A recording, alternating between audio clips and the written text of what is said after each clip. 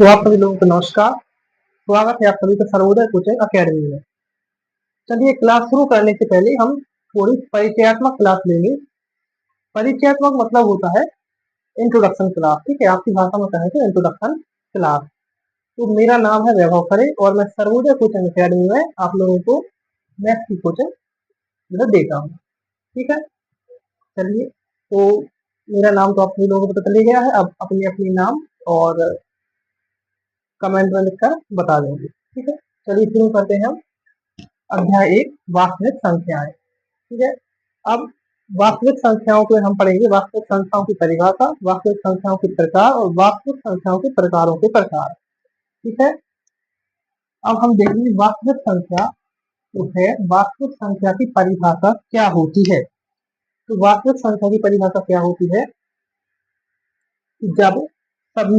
जब सभी परिमेय संख्याओं और अपरिमेय संख्याओं को सम्मिलित रूप से लिखते हैं, यानी परिमेय संख्याओं को और अपरिमेय संख्याओं को हम इकट्ठे करके लिखते हैं, तब हमें वास्तविक संख्याएं प्राप्त होती है, ठीक है। वास्तविक संख्या दो प्रकार की होती है। कौन कौन सी? परिमेय संख्या और अपरिमेय संख्या, और इन्हीं दोनों से बनती है इसकी परिभाषा। एक बार मैं फिर दोहराऊंगा, परिभाषा क्या है? जब सभी परिमेय संख्याएं और अपरिमेय संख्याओं को सम्मिलित रूप से लिखते हैं, तब हमें वास्तविक संख्याएं प्राप्त होती है, ठीक है। अब परिमेय संख्याएं क्या होती है और अपरिमेय संख्याएं क्या होती है? तो परिमेय संख्याएं, ठीक है। परिमेय संख्याएं जैसे कि 5/6, 6/9, यानी घन्य के रूप में जो संख्या होती है वो हम परिमेय संख्या कहते हैं, ठीक है। और अपरिमेय संख्याओं में आ जाती है जैसे √2, पाई, √3/2, 2 + √7 इत्यादि। ऐसी जो संख्या होती है उन्हें हम अपरिमेय संख्या कहते हैं, ठीक है। अब परिमेय संख्या कितने प्रकार की होती है? तो परिमेय संख्या 3 प्रकार की होती है। कौन कौन सी? प्राकृतिक संख्याएं, पूर्ण संख्याएं और पूर्णांक संख्याएं। अब प्राकृतिक संख्या क्या है? प्राकृतिक संख्याएं क्या है? प्राकृतिक संख्याओं को हम इंग्लिश में कहते हैं नेचुरल नंबर्स। तो प्राकृतिक संख्याएं जैसे हम आप लोगों को समझाएं तो प्राकृतिक संख्याओं को हम डेली यूज में लाते हैं। जैसे कोई भी चीज कहीं पर रही है, जैसे बहुमत में नहीं है, अल्पमत में है, तो हम उसे कहते हैं ये एक चीज है, दो चीज है, 3 वस्तु है, 4 वस्तु है। तो ऐसी जो हम संख्याएं उपयोग में लाते हैं, अपनी डेली यूज में लाते हैं, उन्हें जैसे 1, 2, 3, 4, 5, ठीक है। जो एक से शुरू होकर अनंत तक जाती है। अनंत तक मतलब इन्फिनिटी, ठीक है। ये है इन्फिनिटी। अनंत, अनंत को हम दर्शाते हैं इन्फिनिटी से, ठीक। अनंत को कैसे हम दर्शाते हैं? इन्फिनिटी से। तो जो ऐसी संख्या जो प्लस इन्फिनिटी से मतलब +1 से प्लस इन्फिनिटी तक जाती है, प्राकृतिक संख्या कहलाती है, ठीक है। तो प्राकृतिक संख्या समझ गए आप। अब हम बढ़ेंगे पूर्ण संख्याओं की ओर। तो पूर्ण संख्या क्या होती है? और हाँ, पूर्ण संख्याएं जो है वो प्राकृतिक संख्याओं का ही प्राकृतिक संख्याओं से मिलकर ही बनी होती है, ठीक है। और प्राकृतिक संख्या पूर्ण संख्याओं के अंदर ही पाई जाती है, अंदर होती है। अब पूर्ण संख्याएं कैसी होती है? जबकि पूर्ण संख्याएं होती है तो पूर्ण संख्याएं 0 से शुरू होती है, ठीक है। एक बात ध्यान रखना, प्राकृतिक संख्याएं 1 से शुरू होती है और पूर्ण संख्याएं 0 से शुरू होती है। तो हम कह सकते हैं कि पूर्ण संख्या जो है वो 0 से प्लस इन्फिनिटी तक जाती है, ठीक है। पूर्ण संख्याएं 0 से शुरू होती हैं और 1, 2, 3, 4, 5 ऐसे ऐसे करते अनंत तक चली जाती है, ठीक है। और जो प्राकृतिक संख्याएं होती हैं वो पूर्ण संख्याओं के अंदर ही होती हैं। अब आते हैं हम पूर्णांक संख्याओं की ओर, ठीक है। अब पूर्णांक संख्या क्या होती है? तो सबसे पहली बात तो प्राकृतिक संख्याएं और पूर्ण संख्याएं, ये दोनों संख्याएं पूर्णांक संख्याओं के अंदर पाई जाती है, ठीक है। अब पूर्णांक संख्याएं 0 से पहले शुरू होती है। अभी क्या था? प्राकृतिक संख्याएं 1 से शुरू हो रही थी और पूर्ण संख्या 1 से पहले यानी 0 से शुरू हो रही थी। अब पूर्णांक संख्याएं 1 से और 0 से यानी दोनों के पहले शुरू होती है, यानी कि माइनस से शुरू होती है। तो पूर्णांक संख्या कैसे शुरू होती है? पूर्णांक संख्या शुरू होती है -3, -2, -1 और -4, -5 ऐसी लिख सकते हैं। यानी इसका मतलब है पूर्णांक संख्या माइनस इन्फिनिटी से शुरू होती है, कहाँ तक जाती है? प्लस इन्फिनिटी तक। अब माइनस इन्फिनिटी और प्लस इन्फिनिटी यानी ऋणात्मक अनंत और धनात्मक अनंत के बीच में ये संख्याएं आ जाती है, तो -2, -1, 0, 1, 2, 3, ठीक है, ये कहलाती है पूर्ण संख्याएं। और इससे सवाल बन सकते हैं कि क्या कोई प्राकृतिक संख्या पूर्ण संख्या कहलाती है? तो हम कहेंगे नहीं। अब प्राकृतिक संख्या पूर्ण संख्या क्यों नहीं कहलाती है? तो बच्चों, जो प्राकृतिक संख्याएं होती है वो पूर्ण संख्याओं के अंदर पाई जाती है, इसलिए प्राकृतिक संख्या पूर्ण संख्या नहीं कहलाती। लेकिन हाँ, यदि प्रश्न पूछे कि पूर्ण संख्याएं प्राकृतिक संख्या कहलाती है, तो जवाब क्या होगा? हाँ, क्योंकि पूर्ण संख्याएं जो होती है उनमें प्राकृतिक संख्याएं पाई जाती हैं, और पूर्ण संख्या 0 से शुरू होती है, प्राकृतिक संख्याएं 1 से शुरू होती है। तब प्राकृतिक संख्या क्या थी? 1, 2, 3, 4, 5। और पूर्ण पूर्ण संख्या 0, 1, 2, 3, 4, 5। तो जी आ गई हमारी प्राकृतिक संख्या। तो पूर्ण संख्या प्राकृतिक संख्या कहलाती है। अब एक प्रश्न बन सकता है कि क्या प्राकृतिक संख्या और पूर्ण संख्याएं पूर्णांक संख्या कहलाती हैं? तो इसका उत्तर होगा हाँ, क्योंकि पूर्णांक संख्याओं में प्राकृतिक संख्याएं और पूर्ण संख्याएं दोनों ही आ जाती हैं, दोनों सम्मिलित होती हैं, तब प्राकृतिक संख्याएं और पूर्ण संख्याएं पूर्णांक संख्याएं कहलाती है। ठीक है, चलिए अब वास्तविक संख्याओं के प्रकार हो गए 2, परिमेय संख्या, अपरिमेय संख्याएं। परिमेय संख्याओं के प्रकार हो गए 3, प्राकृतिक संख्याएं, पूर्ण संख्याएं और पूर्णांक संख्याएं। और पूर्णांक संख्याओं के प्रकार हो गए 2, ऋणात्मक संख्या, ऋणात्मक पूर्णांक संख्या और धनात्मक पूर्णांक संख्या।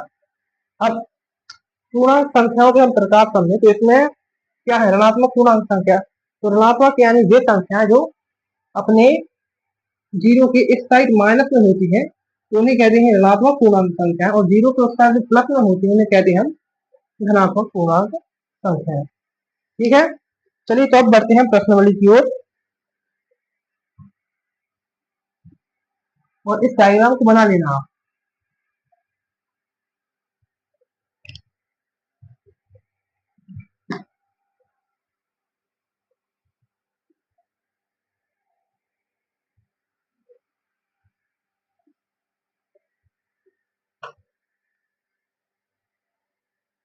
अब अध्याय 1 वास्तविक संख्या है, इसकी प्रश्नावली है हमारी, प्रश्नावली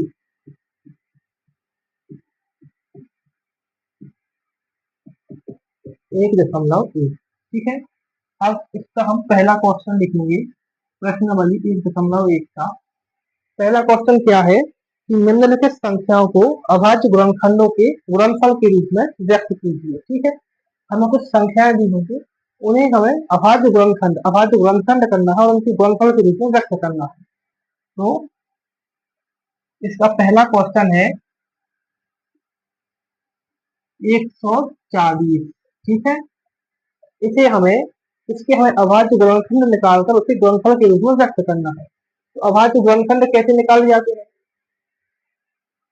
अभाज्य गुणनखंड निकालना आप लोगों ने कक्षा 6वीं या 7वीं और 8वीं और 9वीं तक में पढ़ा होगा। गुणनखंड कैसे निकाले जाते हैं? एक लाइन ऐसी खींच देते हैं और एक लाइन ऐसी खींच लेते हैं। यहाँ लिखेंगे 140। आमतौर पर हम जब किसी संख्या का भाग देते हैं तो या तो हम उसको बटे में रखते हैं या फिर ये भाग का सिंबल बनाते हैं और यहाँ रखते हैं। ठीक है, लेकिन जब हम किसी भी संख्या का अभाज्य गुणनखंड निकालते हैं तब उसे हमें इस प्रकार की डायग्राम में रखना होता है। चलिए, तो अब हमें इसके अभाज्य गुणनखंड निकालने हैं, तो इसे हम 2 से भाग देंगे सबसे पहले। तो सबसे छोटी और सबसे छोटी वाली सम संख्या जो होती है वो 2 होती है। ठीक है, तो हम 2 से भाग देंगे। 2 का 14 में कितनी बार भाग जाएगा? तो 2 का 14 में जाएगा 7 बार। 2 सत्ते 14 और 2 शून्यम 0। ठीक है, आप फिर से 2 का देंगे तो 2 तियन 6 और 2 शून्यम 2 तियन 6, 7 में से 6 जाएंगे, बचेगा 1, हो जाएंगे 10। तो 2 पंचे 10। अब 5 से भाग देंगे हम, 5 6 30 ठीक है, 5 6 30 और 5 7 होता है 35। तो चलिए हम लिखेंगे 5 7 35। अब 7 विषम संख्या आ गई और 7 अभाज्य संख्या है, मतलब 7 में या तो 1 का भाग जाएगा या फिर स्वयं उसी संख्या का भाग जाएगा। तो 7 में 7 का भाग देंगे हम, तो 7 एकम 7। ठीक है, अब ये जो यहाँ इस साइड निकल कर आए हैं, ये है हमारे अभाज्य गुणनखंड। लिखेंगे 140 बराबर 2 गुणित 2 गुणित 5 और गुणित 7। अब इन्हें हम अभाज्य गुणनखंड के रूप में लिखेंगे, अभाज्य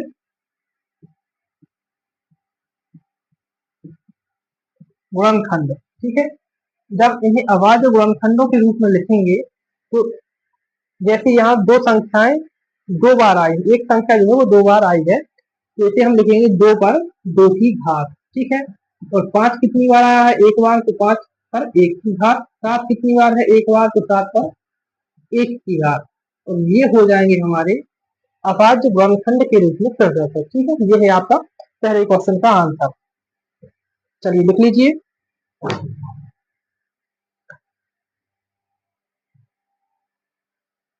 अब हम बढ़ते हैं दूसरे क्वेश्चन की ओर।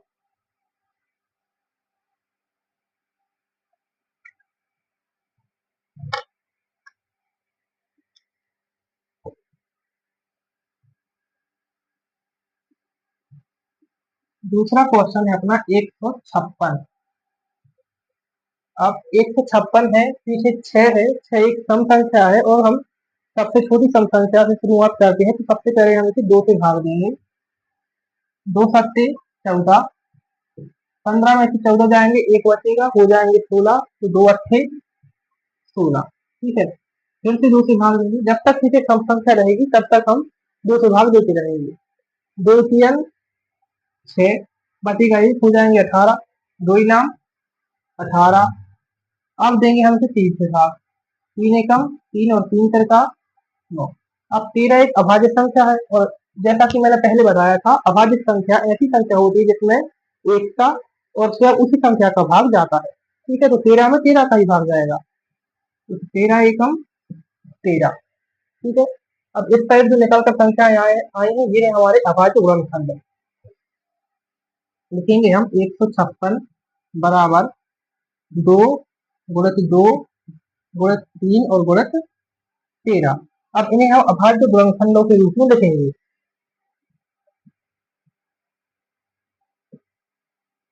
अभाज्य गुणनखंड ये हमारे होंगे, जैसे कि यहाँ 2 2 बार आया है, तो 2 पर 2 की घात हो जाएगी, 2 पर 2 की घात। 3 एक बार आया है, 3 पर 1 की घात। 13 भी एक बार आया है, 13 पर 1 की घात। ठीक है, ये हो गए हमारी संख्या अभाज्य गुणनखंड के रूप में व्यक्त। चलिए ये क्वेश्चन हो गया, लिख लीजिए।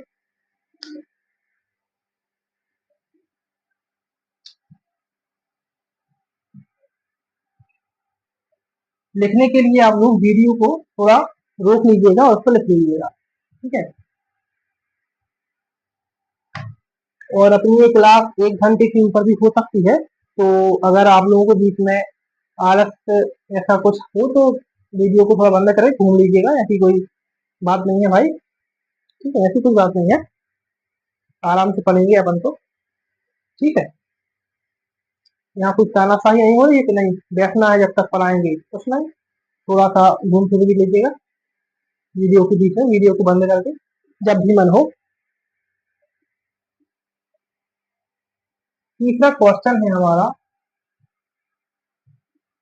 3825। तब इसके अभाज्य गुणनखंड हम निकालेंगे। अब पीछे आप लोगों को दिख रही है, जैसे पीछे है 5। 5 कैसी है, विषम संख्या, क्योंकि 5 अभाज्य भी है और 5 में जो है सिर्फ 5 का या फिर 1 का ही भाग जाता है, इसलिए अभाज्य भी है। हम 5 से ही भाग देंगे, या फिर अब यहाँ हम लेंगे 3 से भाग। ठीक है,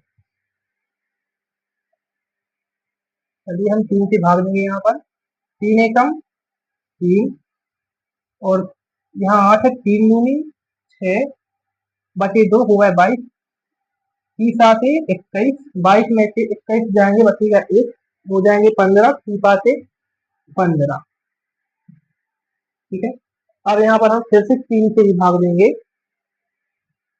30 चौके 12, 3 दूनी 6, फिर से हो जाएंगे 15, 5 15।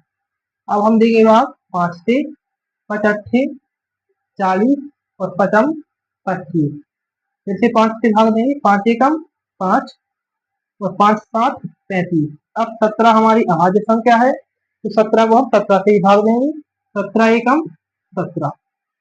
ठीक है, अब हम लिखेंगे 38 25, 3825 बराबर 3 गुणित 3 गुणित 5 गुणित 5 गुणित 17।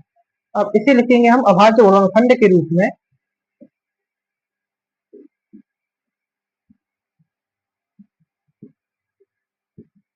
तो अभाज्य गुणनखंड बराबर 3 कितनी बार आया है अपना, 2 बार, तो 3 पर 2 की घात, 5 भी आया है 2 बार, 5 पर 2 की घात, 17 आया है 1 बार, 17 पर 1 की घात। ठीक है, तो ये हो गए हमारे अभाज्य गुणनखंड के रूप में व्यक्त। और ऐसे ही अभी 2-3 सवाल और हैं, अगर देखना है आपको तो देख लीजिएगा, वरना मेरी राय ये है कि आप स्वयं से घर पर कर कर देखें उन सवालों को। चलिए आगे बढ़ते हैं, वीडियो को पॉज करके लिख लीजिएगा।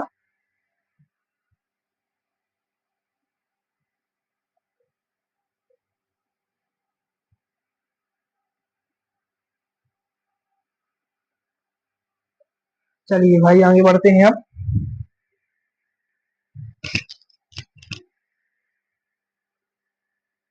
अब अगला जो सवाल है हमारा वो है 5005, है ना, बड़ी सी संख्या है ना, बड़ी सी बहुत बड़ी संख्या है। क्या है, 5005, और शॉर्ट में कहें ये थे तो 505, या फिर 5005, 5005, जिसे जन सहूलियत हो कह लीजिएगा। चलिए अब 5 को ऐसे हम भाग देंगे 5 से ही, 5 एकम 5, 5 शून्य शून्य, 5 शून्य शून्य और 5 एकम 5। ठीक है, अब इसे हम भाग देंगे इससे 7 से। कैसे, 7 एकम 7, बचेगी 3, 30, 7 चौके 28, बचेंगे 2, 21, 7 3 21। ठीक है, अब इसे हम, यहाँ हो गए 743। ठीक है, तो इसे हम भाग देंगे अब 11 से। किससे भाग देंगे बच्चों, 11 से हम इसे भाग देंगे। अब कैसे, 7 एकम 7, ठीक, 11 एकम 11, बचे 33, 11 तिया 33, और यहाँ 13 एकम 13। ठीक है, देखेंगे यहाँ 5005 बराबर 5 गुणित 7 गुणित 11 गुणित 13। ठीक है, इसे लिखेंगे हम अभाज्य गुणनखंड के रूप में। अब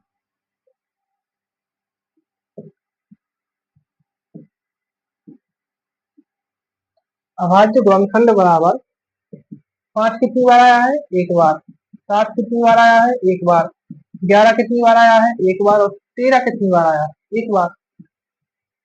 ये हो गए हमारे अभाज्य गुणनखंड के रूप में व्यक्त। ठीक है, चलिए इसे नोट डाउन कर लीजिए, लिख लीजिए, लिखना तो पड़ेगा।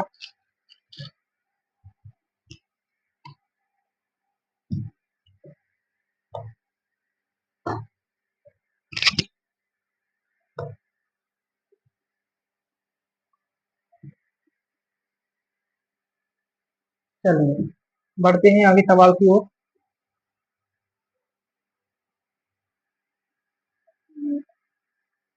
10th क्लास है, ज्यादा टेंशन मत लीजिएगा, ज्यादा कुछ है नहीं इसमें।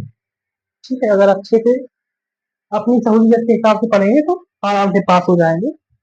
और 10th के नंबर जाते कहाँ है, कहीं नहीं। ठीक है, 12th के नंबर है जहाँ जाए, 10th की तो मुश्किल है। चलिए कौन सा क्वेश्चन है हमारा, क्वेश्चन नंबर 5। इसमें क्या है, ये है अपना 74 29।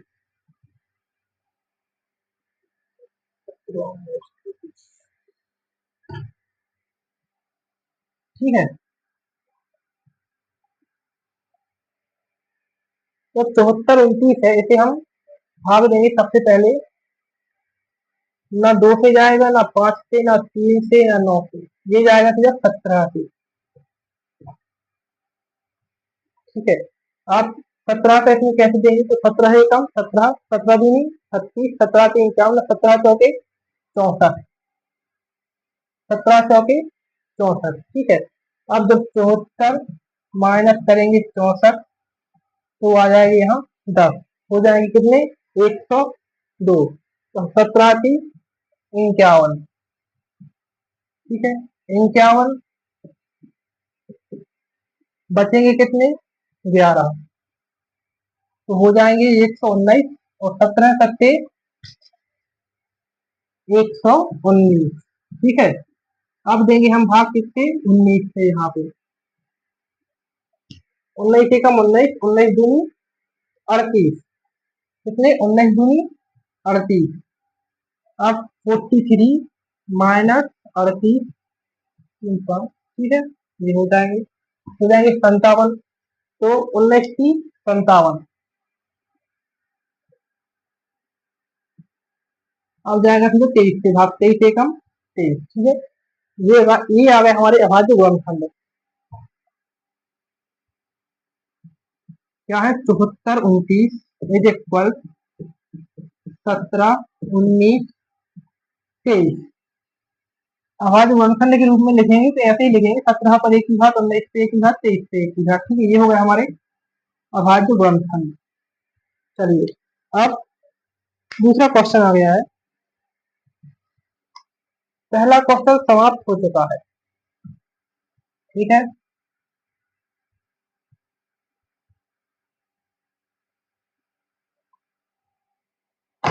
अब हम बढ़ते हैं दूसरे क्वेश्चन की ओर।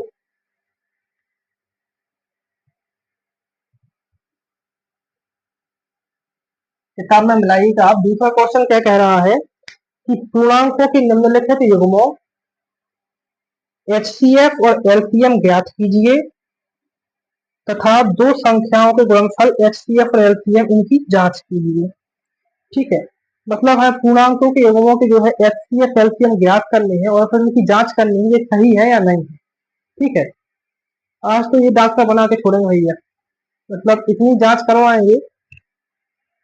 देखो, करते हैं। पहला क्वेश्चन है हमारा, पहला क्वेश्चन है इसका 26 और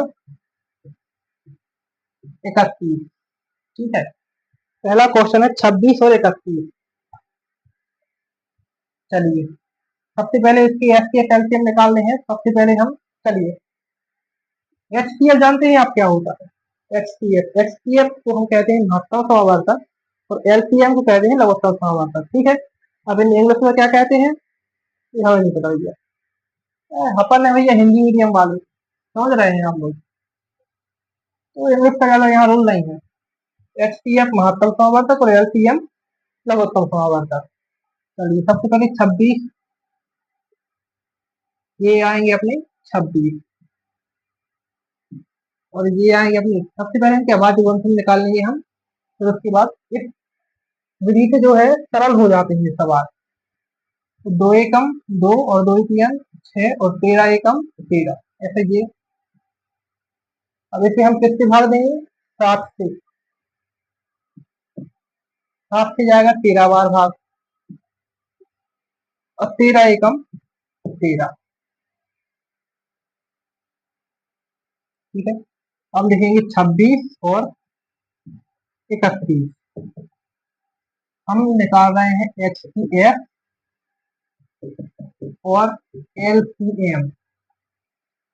अब 26 के गुणनखंड क्या आ गए हैं, 2 गुणित 13, और 31 के आ गए हैं 7 गुणित 13। ठीक है, अब एच सी एफ जो होता है, एच सी एफ इसे कैसे निकालते हैं, तो एच सी एफ इसका मतलब होता है महत्तम समावर्तक, और इसे हम निकालते हैं जब दो संख्याओं के गुणनखंडों में गुणनखंडों की जो संख्याएं आती हैं, जैसे ये 26 गुणनखंड की संख्या, ये 21 गुणनखंड की संख्या। तो इन गुणनखंडों की संख्या में जो संख्याएं एक दूसरे से मेल खाती है, जैसे 2 और 7 ये मेल खा रहे हैं नहीं, लेकिन 13 जो है ये 26 में भी है और ये 21 में भी है, मतलब ये दोनों मेल खा रहे हैं, एक जैसी है। तो ये हो जाएंगे हमारे महत्तम समावर्तक। तो एचसीएफ का महत्तम समावर्तक होगा हमारा 13। ठीक है। अब एलसीएम कैसे निकालते हैं? तो एलसीएम देखिए, एलसीएम एलसीएम निकालने के लिए हम दो संख्याओं के गुणनफल की संख्याओं को देखेंगे और उनमें जो संख्या मेल खाती है उन्हें हम एचसीएफ में लिख देंगे। अब जो संख्या ये मेल खा रही है ये 2 बार लिखी है, लेकिन इन्हें हम लिखेंगे एक ही बार, ये 13। अब जो संख्याएं बची है उनको भी ऐड कर देंगे हम, तो क्या है 2 गुणित 7। अब जब इन दोनों का गुणा निकालेंगे तो हमारा एलसीएम आ जाएगा। एलसीएम कितना आएगा हमारा? एलसीएम कितना आएगा हमारा? 13 गुणित 2 गुणित 7, 7 दूनी 14, 14 गुणित 13। तो एचसीएफ जो है एलसीएम,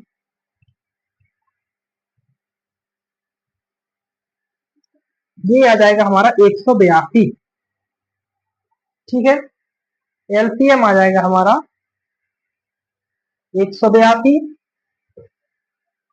अब इनकी करनी है जांच। चलिए इतना लिख लीजिए पहले, तो जांच करेंगे इसकी। वीडियो को रोक कर लिख लीजिएगा, हम आगे बढ़ रहे हैं।